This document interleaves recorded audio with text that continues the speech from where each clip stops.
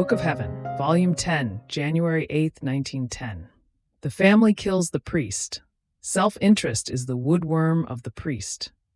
I will now write things of the past in order to obey, and I will explain myself about these reunions of priests that blessed Jesus wants.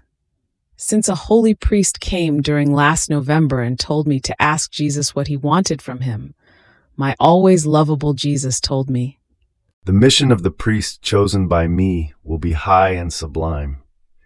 It is about saving the most noble, the most sacred part, which are the priests, who in these times have become the laughingstock of the peoples. The most appropriate means would be to form these houses of reunion for priests, so as to segregate them from their families, because the family kills the priest, while he should promote it, push it, and also intimidate it. If these are saved, the peoples are saved." Then I received 4 communications from Jesus regarding these reunions. I wrote them, and I gave them to that priest, so I did not think it was necessary to repeat them in these writings of mine. But obedience wants me to write them, and I will make the sacrifice. First, my adorable Jesus told me, "The mission I will give is high and sublime, in a special way for priests. Faith is almost extinguished among the peoples, and if there is any spark left, it is as though hidden under ashes. The life of priests, which is almost completely secularized, and maybe worse than that, as well as their examples, which are not good, lend a hand to extinguish this spark. And what will happen to them and to the peoples? This is why I have called him, so that he may interest himself with my cause, and with example, with words, with works, and with sacrifice, he may put a mend in it. The most suitable, appropriate, and effective mending would be to form houses of reunion for diocesan priests within their towns, segregating them from their families, because the family kills the priest and causes the darkness of interest, the darkness of appreciation of mundane things, the darkness of corruption to be cast into the midst of the peoples. In sum, it takes away all the prestige, the splendor of the priestly dignity, and it makes him become the laughingstock of the people. I will give him intrepidity, courage, and grace if he gets down to work." In addition to this, it seemed that blessed Jesus adorned his heart, now with love and now with sorrow, letting him share in his pains. See, my highest and only good continues to speak to me about the great good that would come to the church by forming these houses of reunion. The good will become more good. Those who are imperfect, lukewarm, relaxed will become good. Those who are really wicked will go out. And this is how the body of the ministers of my church will be riddled and purified. And by means of the purification of the chosen part, the most sacred, the people will be reformed. In the meantime, I could see before my mind, as if inside a picture, Corrado and the priests who were to lead this work, though it would be directed by Father G. The priests seemed to be FRC, DB, and DCF, followed by others, and it seemed that they were to put in a share of their possessions.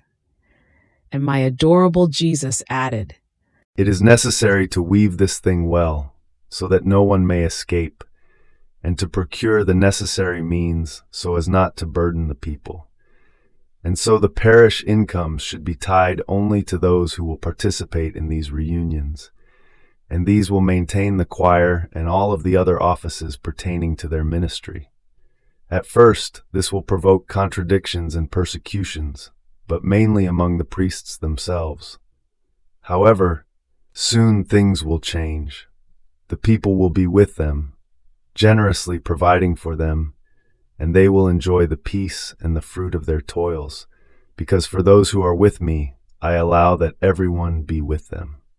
Then my always lovable Jesus threw himself into my arms, all afflicted and supplicating so much as to move to pity even the stones, and he said, "Tell Father G that I beg him, I supplicate him to help, to save my children, and not to let them perish." 3. My always lovable Jesus continues on the same topic.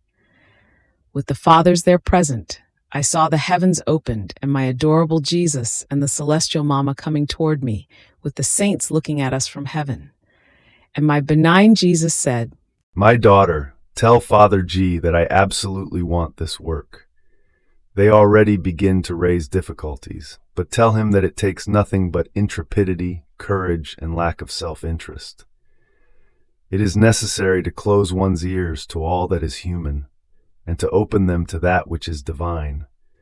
Otherwise, the human difficulties will become a net that will keep them entangled in such a way that they will not be able to get out, and I will justly chastise them, rendering them the rags of the peoples. But if they promise to get down to work, I will be all for them, and they will be nothing but the shadows which will follow the work so yearned for by me. Not only this, but they will have another great good.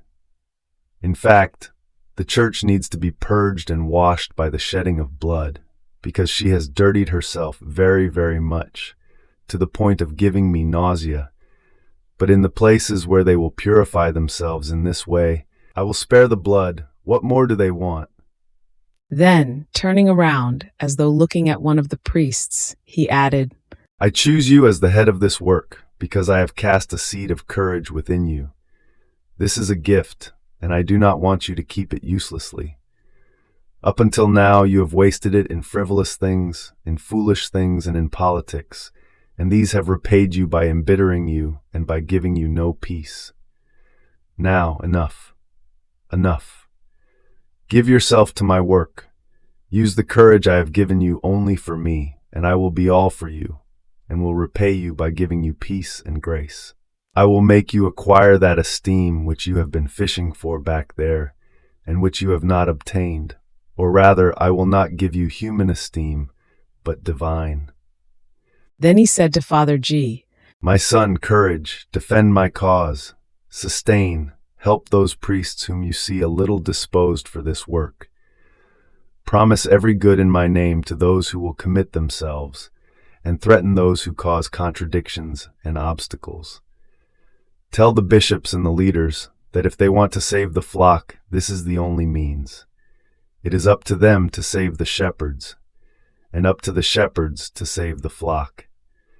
And if the bishops do not place the shepherds in safety, how can the flock ever be saved? 4.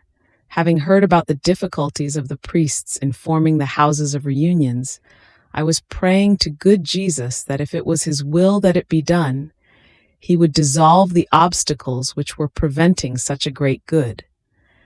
And my adorable Jesus in coming told me, then all afflicted, my always lovable Jesus added, Ah, my daughter, do you know what the most insurmountable stumbling block and the strongest lace is? It is mere self-interest. Self-interest is the wood worm of the priest, which renders him like rotten wood that is fit only for burning in hell. Interest makes the priest the laughing-stock of the devil, the mockery of the people, and the idol of their families. Therefore, the devil will put many obstacles to hinder their work, because he sees that the net in which he has kept them chained and enslaved to his dominion is being broken. So, tell Father G to infuse courage in those whom he sees disposed, and not to leave them until he sees that the work has started. Otherwise, they will just keep planning, but will not conclude anything. Let him tell the bishops not to accept new ordinations if they are not disposed to live segregated from their families. Tell him also that many will deride him, make fun of him, and discredit him, but he should not pay attention to this. Suffering because of me will be all sweet for him.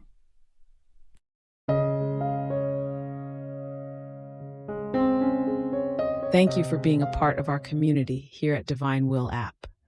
If you enjoy listening to Jesus' lessons on how to live in the divine will, please give this video a thumbs up. Your likes help us reach more souls yearning to live in the kingdom of the divine will. We'd love to hear your thoughts and reflections, so drop a comment below. Your insights not only enrich our community, but also inspire others on their spiritual journey. And don't forget to subscribe to our channel. By joining us, you're helping to spread the news of the kingdom of the divine will so that together we can bring His kingdom to reign on earth as it is in heaven. In the divine will, always.